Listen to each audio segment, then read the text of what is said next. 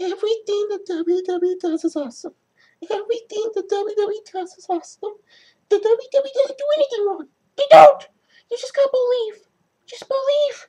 Just believe. Just believe it's awesome. Just believe it's awesome.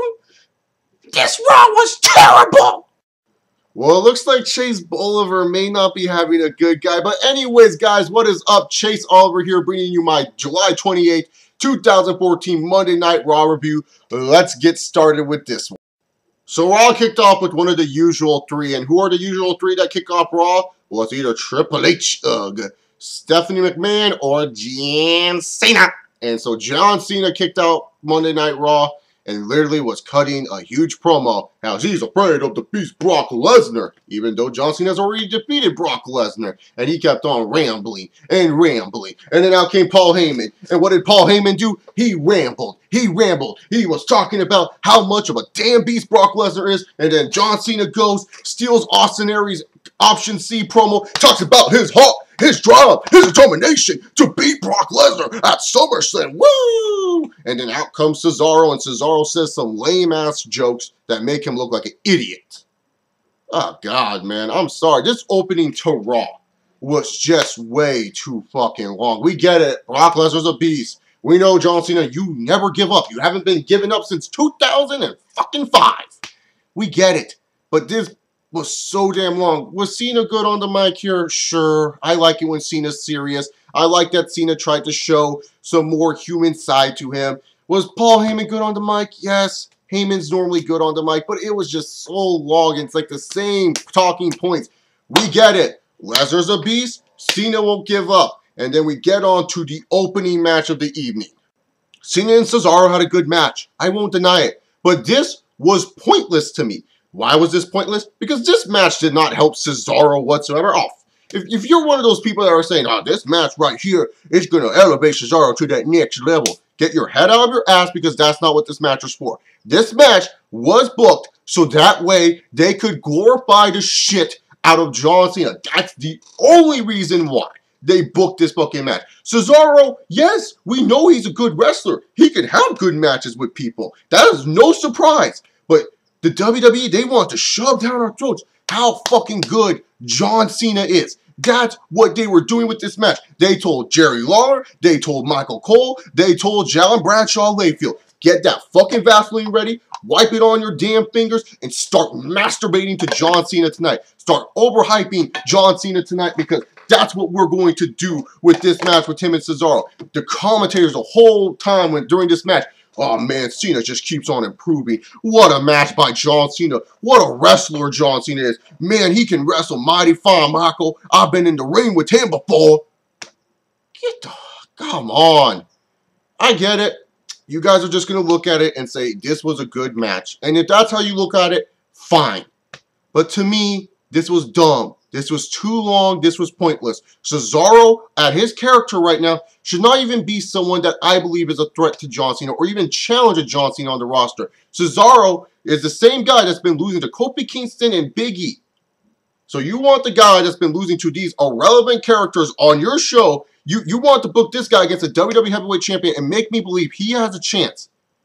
Seriously, there is no other irrelevant jobber for you guys to send out to face off against John Cena? No, we got to send out Cesaro so that way we can prove a point. John Cena can motherfucking wrestle. God damn. That's why I just felt this match was pointless. It was good. Like, I'm not going to lie. It was good inside the ring, but overall, at the end of the day, this match does not benefit Cesaro. This match is only benefiting John Cena. Thank God the Divas got some mic time. Holy crap, Paige and AJ Lee actually had a promo segment. When was the last time a Divas title feud had a promo segment? Now, let me just say this. Not really a huge fan of this segment. I'll just be straight out honest here. I don't know what the hell they're going with Paige's character. I liked what they were doing with her last week where she's like, this is my house. Like, I like the my house stuff. I thought they should have gone off that and say Paige attacked AJ Lee because it's her house now. AJ, you're a thing in the past. But why does Paige want to be friends with these girls? Like, I don't get it.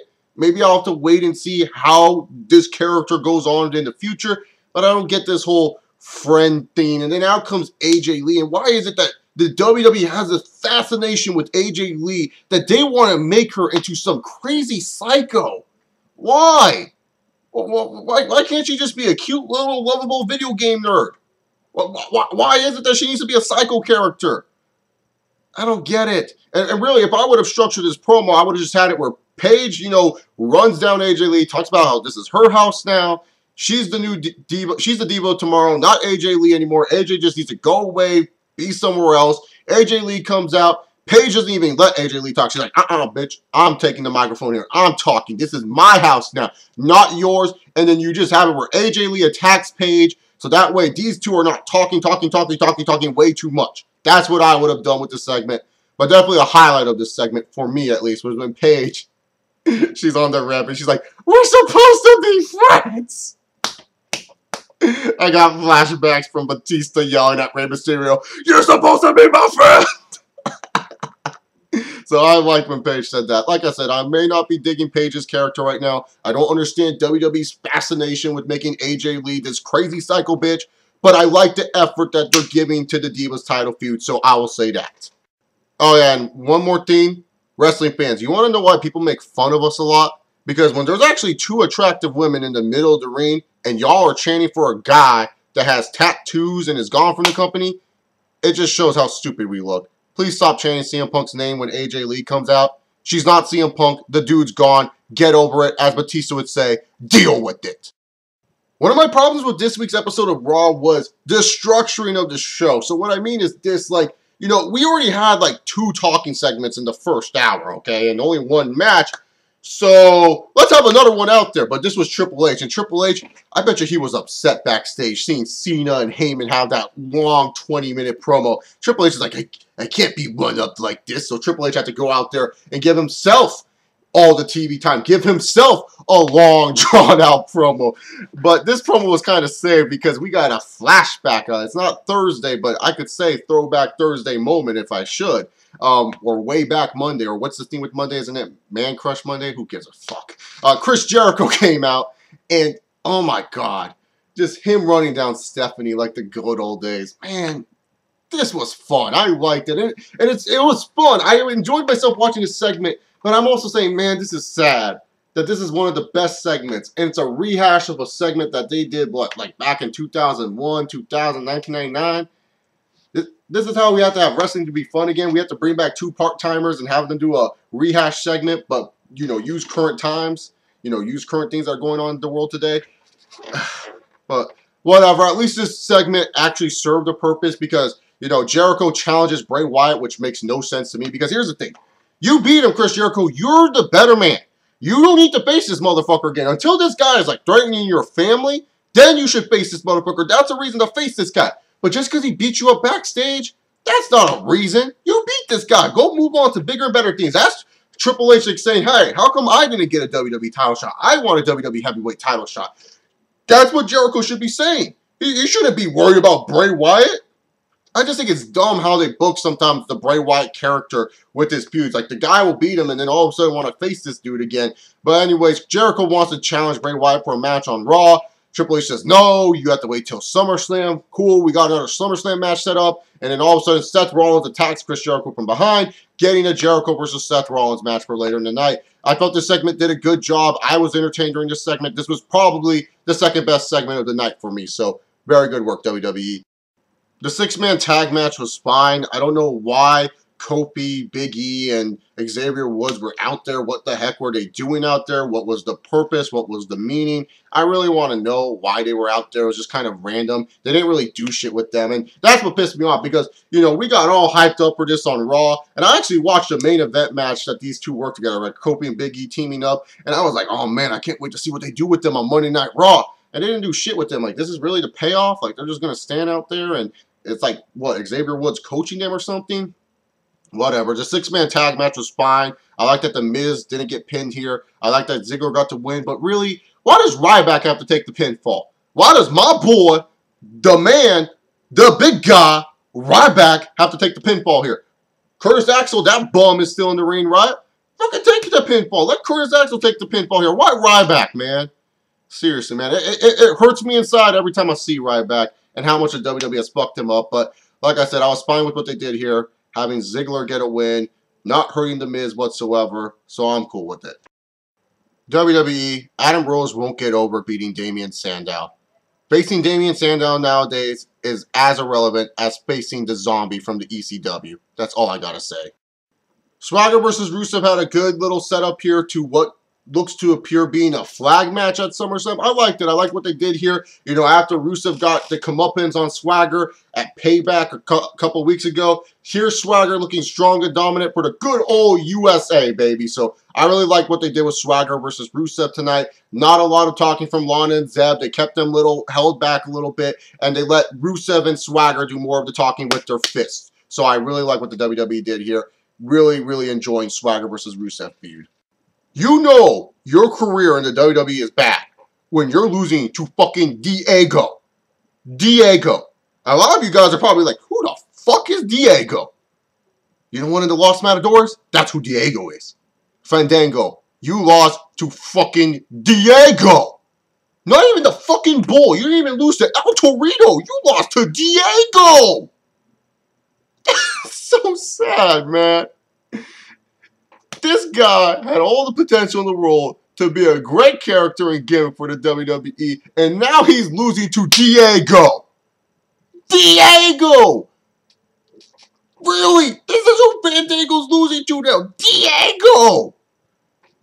One of the most unoriginal names in WWE history. You know, when that Los Matadors gimmick was coming up, Vince didn't have any idea what they were going to be named. He was like, oh, we just got a good idea. We're going to make you guys into Spanish Bull guys. You guys are going to be the Los Matadors. And then probably Primo or Epico's like, so what's our names? Are we still Primo and Epico? Vince didn't think of that shit. And he's like, you're Fernando and you're Diego. Seriously, man. Just give up, Fandango. Just give up. Naomi won! Yay! New submission finisher. They're trying to expand her moveset. Get rid of Cameron on my TV. Kate, thanks, bye. Oh, and it was nice seeing you again, Natalia. Roman Reigns. I hope you learned your lesson. I understand, Roman Reigns. You're mad. And I understand you're mad because you do deserve a shot at the WWE Heavyweight Championship. But sometimes, Roman Reigns, you have to wait your turn. And if you would have waited your turn and let Randy Orton get the big SummerSlam match with John Cena, we wouldn't have this problem, but now we do.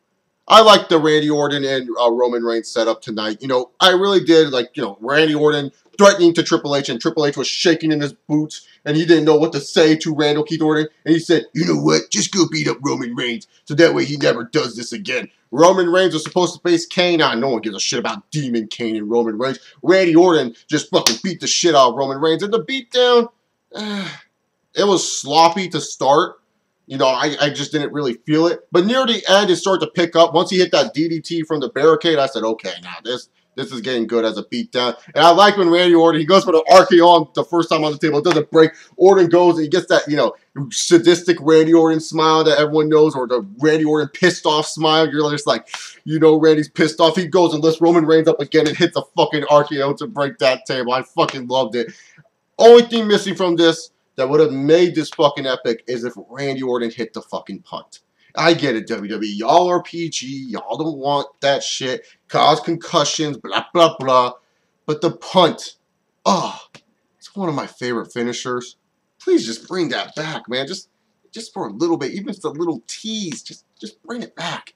But what I also liked about this segment is that, holy shit, Roman Reigns got beaten down. There was no, like, Superman comeback from him like John Cena would at the end of the day. Like, you know, when John Cena would get beaten down, he always just comes back up and he's like, yeah, guys, I'm fine. See Nation. Woohoo! Represent! Roman Reigns didn't do any of that. There was no, like, Samoan scream of Roman Reigns going, oh! And then Superman punching and spearing Randy Orton. No, man. He just sold that shit. Looks vulnerable. Looks good. Not getting too much of a Superman booking. Not looking way too damn dominant and strong. We're showing that this guy can get his ass kicked at the time, like at any time. We're showing that this guy is not impervious or immovable or invulnerable, that this guy has some weakness. So I like what the WWE did with Randy Orton and Roman Reigns. Like I said, the attack was a little bit weak, but it could have been a little bit better. Just give us the punt back, WWE. Please, I want to see the fucking punt. Boo bop boo boo boo boo boo boo bop boo boo boo boo boo boo boo bop bop bop bop bop boo bop bop.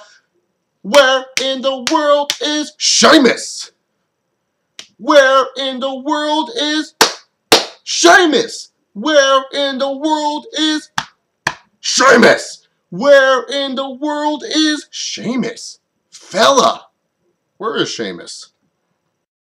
You know, Jericho is one of my favorites of all time, if not the favorite of all time. I know everyone thinks Randy Orton is, but he hasn't earned that right yet. He's close up there. He's definitely close up there, becoming a favorite of all time. But seriously, man, Chris Jericho's getting slow in that ring. He's moving so slow. He can definitely go still. He can definitely go and do a match, but he just looks a lot slower than usual. I don't know. Maybe he's just not used to the timing anymore. Maybe it will take more time for Jericho to shake off this ring rust, but he's moving a lot more slower. Jericho versus Rollins was fine. Ended in a no contest because the Wyatt family came out to attack Chris Jericho. We didn't get Dean Ambrose this week, and that's fine, because really Dean Ambrose is only there to make Seth's life a living hell when, you know, pretty much Rollins is like trying to cash in for the WWE Heavyweight Championship. So I was fine with no Dean Ambrose here. I wish there was more build up to their feud, but I totally get why, because like I said, Dean Ambrose only really shows up to torture Seth when he's trying to cash in that briefcase, so that's cool with me. But yeah, we just got Wyatt and Jericho build up. The match itself was just fine. A little bit disappointing because a lot of people were probably really excited this match. I mean, it's Jericho versus Tyler Black. But a little bit disappointing. But at least it was a refreshing main event, so that's all I could really say about it. Okay, I'm much more calmer than I was in the beginning of the video. But guys, this is really hard for me to talk about. I don't know what to believe anymore. Bo Dallas lost his first match. And it's not like Bo Dallas lost his first match to a great superstar. He lost it to R-Truth. Who the hell is R-Truth? Seriously, I Wikipedia this guy, and I said, wow, he's done nothing. He wrestled for TNA. TNA's garbage. It sucks. It's nowhere compared to WWE, people. And all of a sudden, this guy beats Bo Dallas? Seriously, NWA World Heavyweight Champion? Oh, that's so fucking cool. I won the NWA World Heavyweight title. I did. Look it up. It's fucking true. Chase Bolivar, former NWA Heavyweight Champion. So stupid.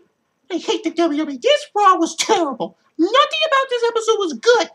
Nothing. Not a zilch. I hated everything. I decided to go watch a better show. Under the Dome on CBS. That show is freaking awesome.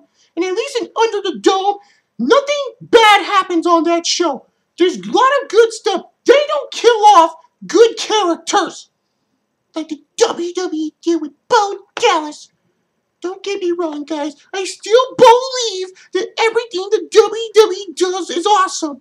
But this Raw was poo-poo, stinky, and garbage. I'm sorry for my harsh language, but it was. So that's all I gotta say about this.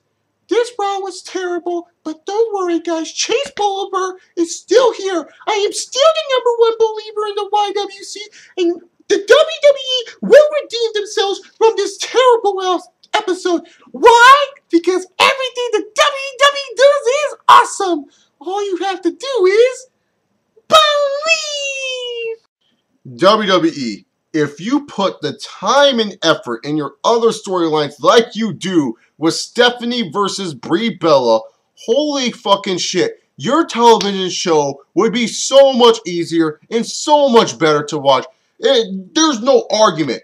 And maybe next to Ambrose versus Rollins, Stephanie versus Brie is probably the best fucking feud on TV. That's weird to say. A Bella twin having a good feud? What the fuck? But it's true. They're having a great feud. I'm enjoying the television segments between these two. Now, do I wish Brie Bella was a better actor? Oh, yes.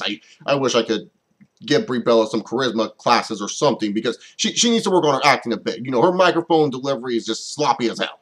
But these guys are doing a great fucking job. And I'm excited for a Brie Bella and Stephanie McMahon match. The WWE got me excited for a Brie Bella Stephanie McMahon match? Are you fucking shitting me? I would probably be like, I don't really care all that much for Brie versus Stephanie, in all honesty, but they're getting me excited because they're doing their best job presenting this feud and making this feud make sense. And I like this segment. And it was cool. A main event segment featuring women. Holy crap. Totally different. It's not John Cena going, never give up, be strong, same nation, everybody. It's not Triple H running down about Roman Reigns and say that Roman Reigns is going to lose at Randy Orton at SummerSlam or something. Like seriously, it's these two women who actually have a personal beef, personal relationship going on. So this is great shit. I really, really did like what they did here. I like where, you know, Brie was making all these demands, and, you know, Stephanie was like, you know, I've been embarrassed because of you. You embarrassed me. Drop all the charges. Brie's like, nope, until you face me at SummerSlam one-on-one. We get that match, and then Stephanie does the Triple H. You know when Triple H is like trying to be all a nice guy, and Triple H is like, yeah, I'll go do whatever you say, and then fucking like just attacks them from behind. I loved when Stephanie attacked fucking Brie Bella. That attack was vicious. These two women were going at it. It looked nice, and I liked how they had to get men to separate these women. Like Brie Bella was like trying to do the fucking dive and try to punch Stephanie. I loved it. And fucking Jamie Noble got a chant. Jamie Noble! Jamie Noble! Jamie Noble! Idiot! We going to Applebee's. Jamie Noble, my man. But this shit was good. This was a great segment and a great ending to Monday Night Raw. Definitely my highlight of the night. Overall, this Raw was a solid episode. It definitely was. I liked that, like, almost every match on the card, like pretty much you could say almost every match on the card, we're teasing bits to SummerSlam, or every promo segment, we're building up something towards SummerSlam. That's what I like. I didn't feel like there was a lot of filler on this episode of Monday Night Raw. Probably maybe the Fandango and Sandown crap, that's filler. But other than that, those two matches right there, you know, you got a nice Divas promo. You got two Divas promos, I should say. You got two Divas promos in one night. You know, building up John Cena and Brock Lesnar. Building up Randy Orton and Roman Reigns. Dolph Ziggler and The Miz seem like they're going to have a match. You know, the WWE minus, you know, some little filler crap that lasted probably only 2 minutes and you forgot about it. I thought they did a solid job. This wasn't really that good of an episode because I did feel like the middle of the show did drag on a little bit. It was really, really dragging. After that Triple H Jericho promo, it dragged on and it wasn't really that entertaining of a watch. But like I said, I like the effort that WWE is doing here, you know, with, you know, building up the SummerSlam matches. Sure, a lot of the segments may not have been that super entertaining, but at least they're trying their hardest, and that's all I can really ask for. So overall, solid episode of Monday Night Raw. What did you guys think of WWE Monday Night Raw this week? Did you like this episode? Did you not like this episode? Comment down below your thoughts. If you guys like this video, give me a big old thumbs up and a subscribe. You want to hear my thoughts more on John Cena versus Brock Lesnar? I made a video on that, so that will be in the description box. And if you like classic pay-per-view reviews, I reviewed SummerSlam 2004. Talking about my boy Randy Orton winning that world title. So check out that video in the description box down below. Q&A is tomorrow. I'm going to be filming that for you guys and maybe talk about some TNA Impact because of the whole canceling thing that may happen with them. So that's what you can expect on my channel coming up tomorrow. Anyways, guys, thanks for watching my Raw review. Make sure you guys always follow me on Twitter. Follow Chase Bolivar on Twitter. He really needs the love, guys. Come on, he's having a bad day.